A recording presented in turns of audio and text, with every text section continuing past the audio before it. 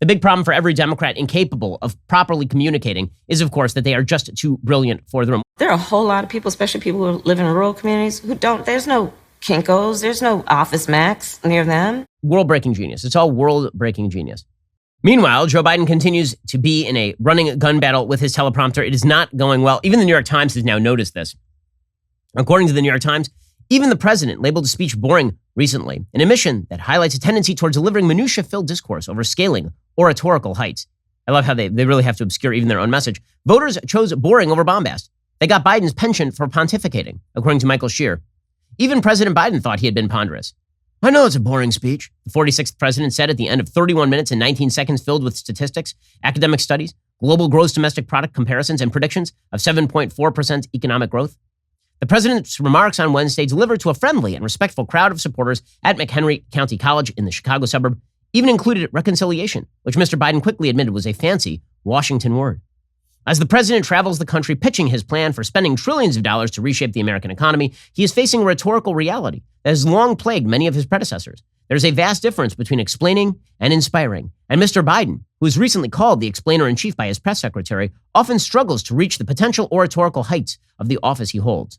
Mr. Biden's ambitions are vast. The substance of his presidency has been dramatic at times. He sometimes describes his agenda as a way to prove that the very concept of democracy itself can deliver for the people.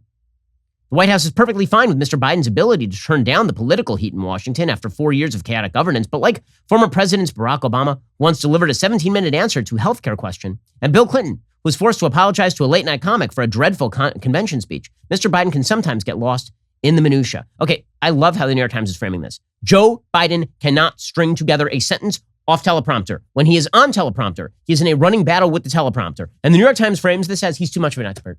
He's just too with it, guys. It's not that Joe Biden is entering the early stages of dementia. It is that Joe Biden is just so unbelievably with it. He is so into all of the minute details of his own policy proposals. He can cite you chapter and verse. He'll bore you to tears with all of the minutia. You've noticed, by the way, I love that paragraph.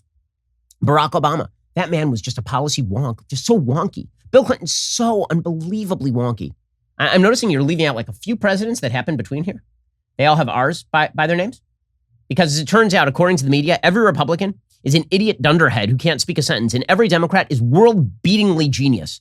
Just brilliant. You'll remember they made the same excuse about Al Gore. Right? Al Gore was unbelievably boring, a terrible speaker, no charisma, and their excuse for why he lost to George W. Bush is, of course, that Al Gore was too smart for the room.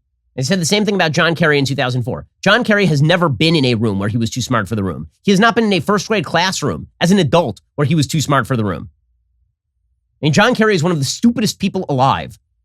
And yet, according to the New York Times and according to the rest of the media, the big problem for every Democrat incapable of properly communicating is, of course, that they are just too brilliant for the room. Well, one of the other people who is obviously too brilliant for the room is Kamala Harris. Right? The reason that Kamala Harris is having her political struggles right now is clearly because Kamala Harris is just so smart. She's smarter than you. That's why. And you may be looking at her and watching her on TV and thinking to yourself, this lady is not super bright. Like, she says lots of dumb crap routinely. You might be thinking that to yourself. And then you should know it's you. It's not her, it's you. So, like, for example, over the weekend, when she did an interview with BET, in which she explained that voter ID is racist because rural people can't get photocopies.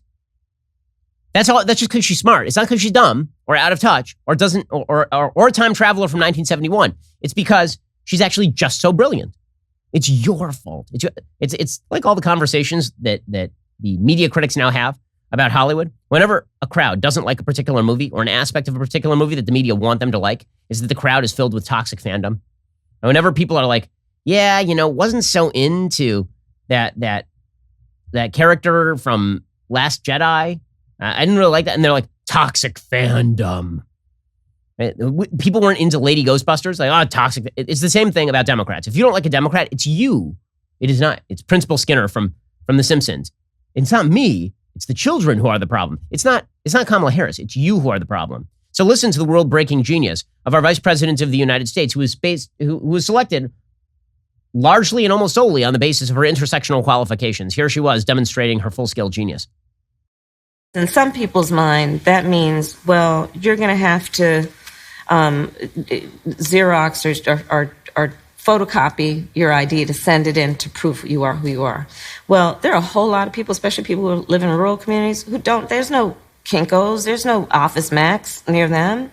People have to understand that when we're talking about voter ID laws,